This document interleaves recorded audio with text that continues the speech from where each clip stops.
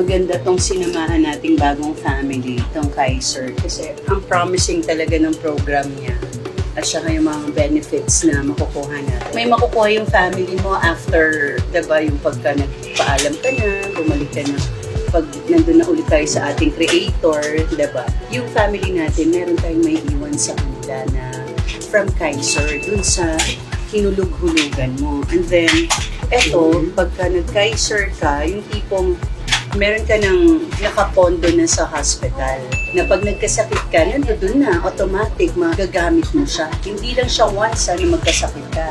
Every time na magkakasakit ka. So talagang the best ng Kaiser. And syempre, mas maganda makapag-ipon tayo mas bata, mas maganda na makapag-ulog na tayo ng mas bata tayo para tumatanda ka, mas malaki na yung makukuha mo.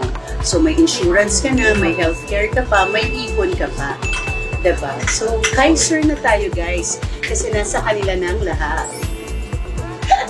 Oh, oh, oh, oh. Na nasa kanila na ang lahat. Di ba na pagkasya ko?